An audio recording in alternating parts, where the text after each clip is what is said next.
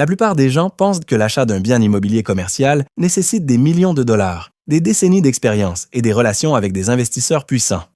Mais la vérité est beaucoup plus simple. La plupart des investisseurs en immobilier commercial ont acheté leur première propriété en suivant un processus clair étape par étape. Et une fois que vous comprenez ce processus, l'immobilier commercial devient beaucoup moins intimidant.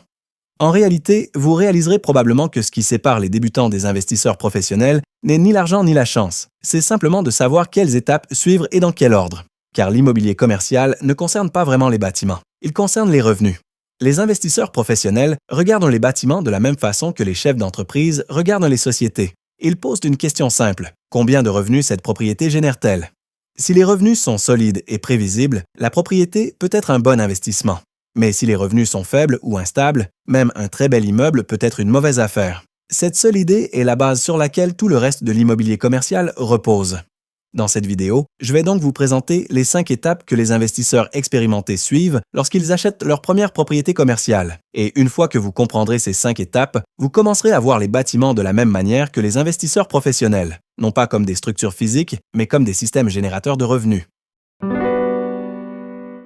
La première étape consiste à choisir votre niche et elle est déterminante pour les débutants.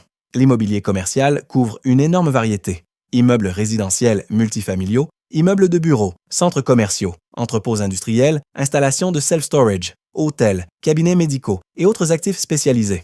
Cette diversité semble attrayante, mais elle submerge rapidement toute personne qui essaie d'apprendre tout en même temps.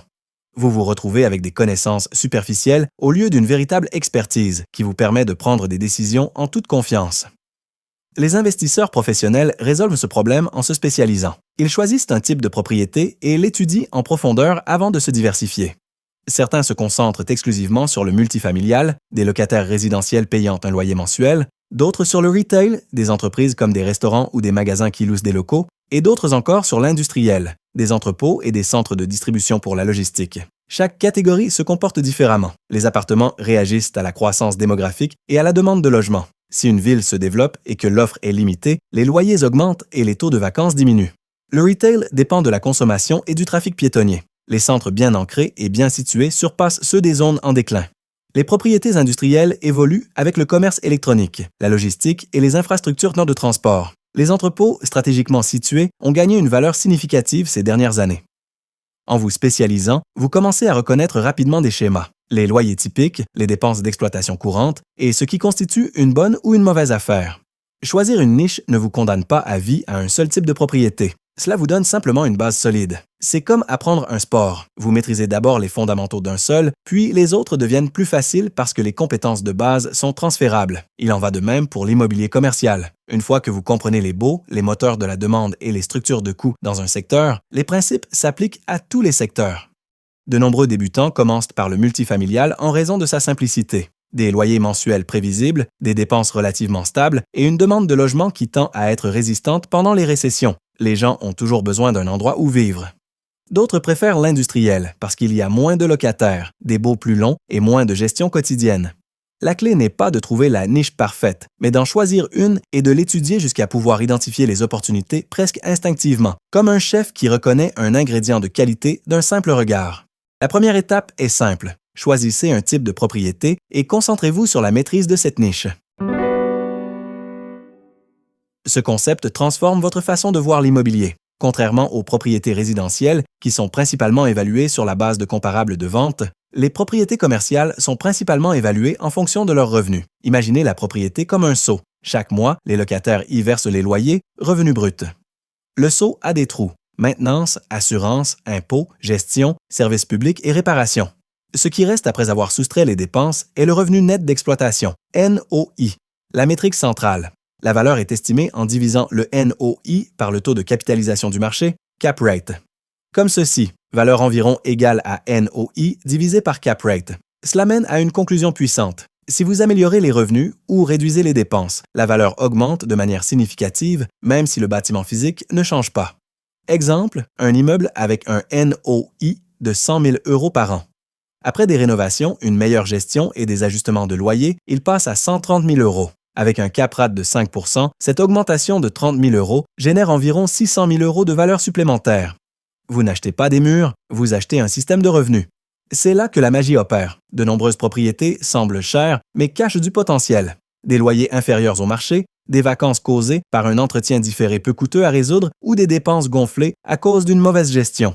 Identifier ces écarts revient essentiellement à acheter une opportunité de création de valeur. Les meilleurs investisseurs construisent des portefeuilles entiers de cette manière. Ils trouvent des actifs sous-performants et les optimisent systématiquement. La deuxième étape consiste à comprendre ceci. La valeur commerciale est déterminée par les revenus. Augmentez les revenus ou réduisez les dépenses et vous augmentez la valeur. L'immobilier commercial est presque jamais un parcours solitaire. Une erreur typique des débutants est d'essayer de tout faire seul. Les professionnels s'entourent de spécialistes. La qualité de l'équipe détermine en grande partie les résultats. Membres clés. Courtier en immobilier commercial trouve des opportunités, souvent hors marché, connaît le marché local et négocie. Avocat spécialisé. Examine les contrats complexes, identifie les risques et structure correctement les transactions.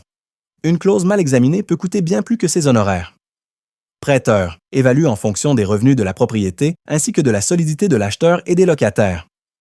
Une relation préalable permet d'agir rapidement. Gestionnaire immobilier gère les locataires, la maintenance, les encaissements et les renouvellements. Protège les revenus et la réputation. Un changement d'état d'esprit essentiel. Vous n'avez pas besoin de tout savoir personnellement avant d'acheter. Vous devez simplement en savoir assez pour poser les bonnes questions et vous entourer d'experts qui couvrent les aspects techniques. Votre rôle est d'orchestrer et de décider, pas d'être l'expert de chaque détail. C'est ici que beaucoup de personnes restent bloquées en attendant d'être prêtes.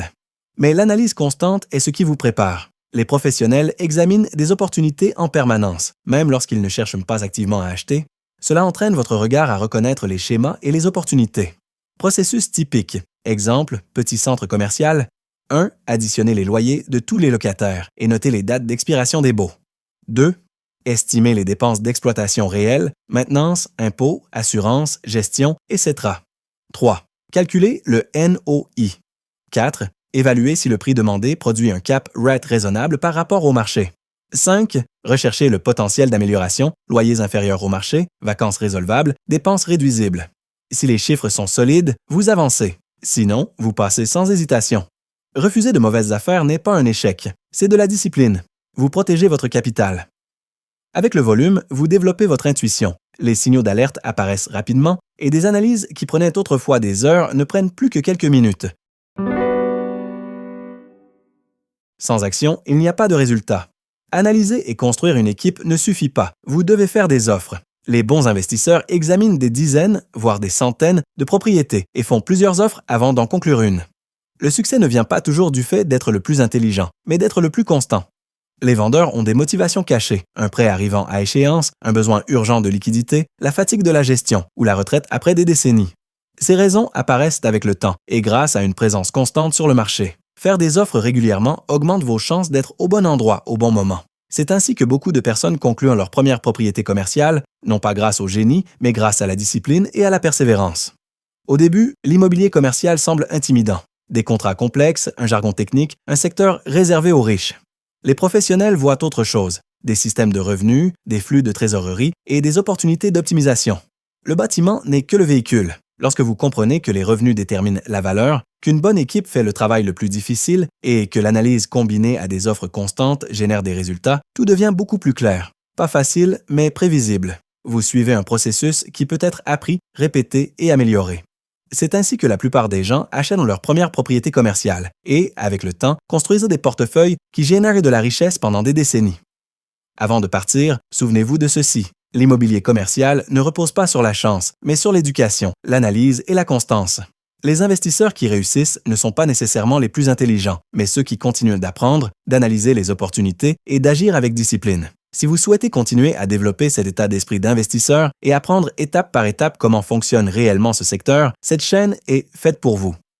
Assurez-vous de vous abonner et d'activer les notifications, car nous partagerons ici des stratégies, des analyses réelles d'opérations et des concepts clés qui peuvent vous aider à prendre de meilleures décisions financières au fil du temps. Si cette vidéo vous a apporté de la valeur, soutenez la chaîne avec un like et partagez-la avec quelqu'un qui souhaite également apprendre à investir. Et rappelez-vous, votre première propriété ne commence pas avec de l'argent, elle commence avec la connaissance. À bientôt dans la prochaine vidéo.